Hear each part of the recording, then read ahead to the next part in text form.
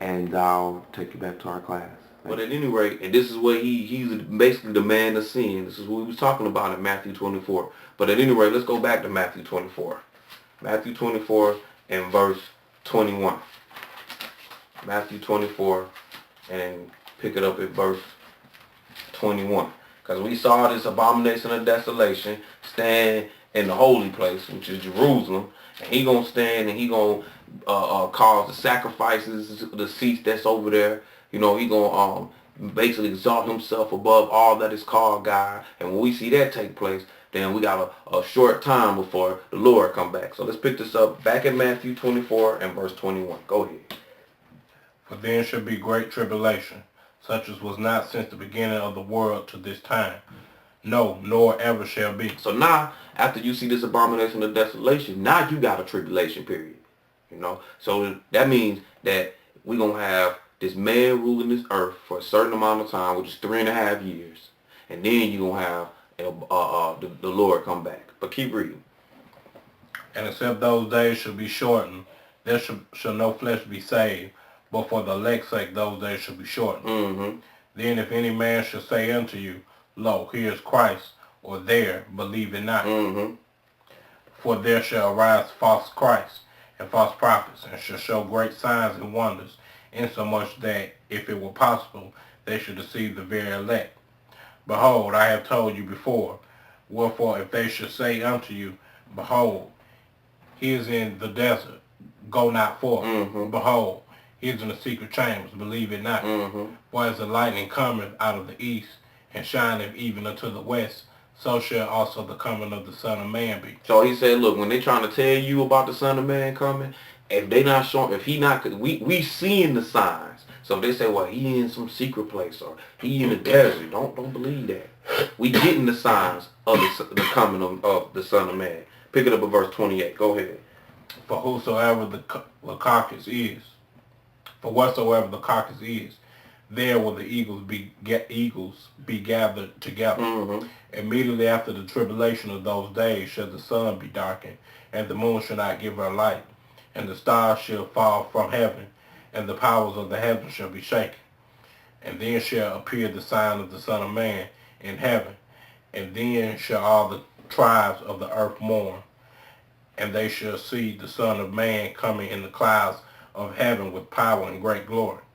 And he shall send his angels with a great sound of a trumpet, and they shall gather together his elect from the four winds, from one end of heaven to the other. So the question is answered. He said, what is the sign of thy coming and the end of the world? We got a foundation set right here in Matthew 24. You know, he tells you, don't let nobody deceive you. Then we run down to the wars and rumors of wars. This gospel be preached. Abomination of desolation. Immediately after the abomination of desolation, it's going to be a great tribulation. Right after the great tribulation, we get to the Son of Man coming. Jesus Christ himself. Let's go over to, now let's go to 1 Thessalonians chapter 4. 1 Thessalonians chapter 4. And those, you know, that Matthew 24 is like a very good foundation of seeing the coming of the Lord. We basically breaking this class down based off of that. 1 Thessalonians chapter 4 and pick it up at verse 13. But I will not have you to be ignorant, brethren, concerning them which are asleep, that ye sorrow not, even as others which have no hope. So Paul is talking, he like, I don't want you to be ignorant. That means to not know something concerning the people that's dead already. Go ahead. For we believe that Jesus died and rose again, even so them also which sleep in Jesus will God bring with him. Mm-hmm. For this we say unto you, by the word of the Lord, that we which are alive and remain unto the coming of the Lord shall not prevent them which are asleep. So let's pay attention to that verse. For this we say unto you by the word of the Lord, that we which are alive and remain unto the coming of the Lord. So it's going to be something that's going to stay here. Should not prevent them which are asleep. Go ahead, verse 16. For the Lord himself shall descend from heaven with a shout, with the voice of the archangel, and with the trump of God. See, we putting this together line upon line. We saw the trump in Matthew 24. So he said the Lord himself shall descend, and he's going to come down, you know what I'm saying, from heaven with the shout, with the voice of the archangel, the trump of God. Go ahead. And the dead in Christ shall rise first. Mm-hmm. Then we which are alive and remain shall be caught up together with them in the clouds to meet the Lord in the air, and so shall we ever be with the Lord. Okay, so he said that we're going to be forever with the Lord when we meet him in the clouds in the air. So now we got to get from the air to where forever going to be. So let's go on over to Psalms 149. Because I don't want people to think that we going to meet the Lord in the clouds and then we going to just sit in the clouds, or that we going to go back up to the heavens. You know, we already read that the Father was preparing the kingdom of heaven, but the question is, where is the kingdom of heaven going to be? So let's go to Psalms 149 and verse 1. Go ahead. Praise ye the Lord. Sing unto the Lord a new song, and his praise in the congregation of saints. Let Israel rejoice in him that made him. Let children of Zion be joyful in their king. Let them praise his name in the dance. Let them sing praises unto him with the timbrel and harp. For the Lord taketh pleasure in his people. He will beautify the meek with salvation. So he showed you here, he said he going to beautify the meek with salvation. Go ahead. Let the saints be joyful in glory. Let them sing aloud upon their beds. Let the high praises of God be in their mouth, and a two-edged sword in their hand. So when he's talking about beautifying the meek with salvation, he's talking about at his coming, both those that were dead in Christ as well as those that remain. They're going to get it together at the same time. And then he says they was going to have a two-edged sword in their hand. Go ahead. To do what? Verse 7. To execute vengeance upon the heathen and punishments upon the people.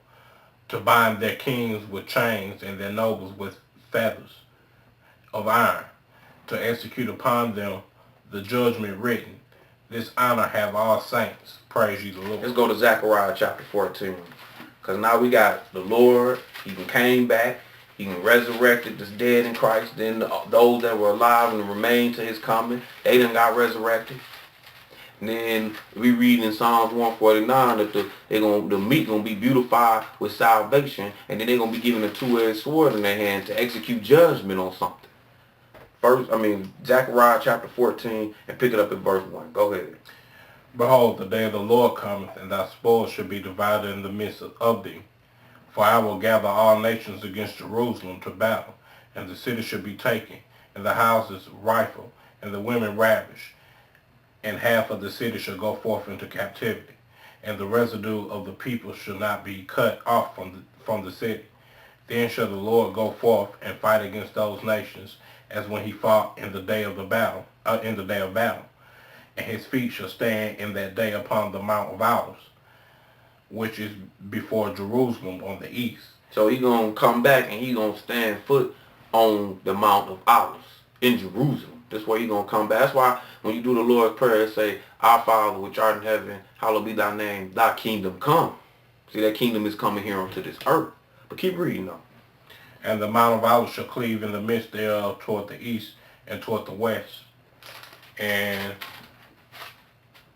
there shall be a very great valley, and half of the mountain shall remove toward the north, and half of it toward the south. Skip down to verse 6. And it shall come to pass in that day that the light shall not be clear nor dark. Okay, you can read the rest of that on your own. Let's go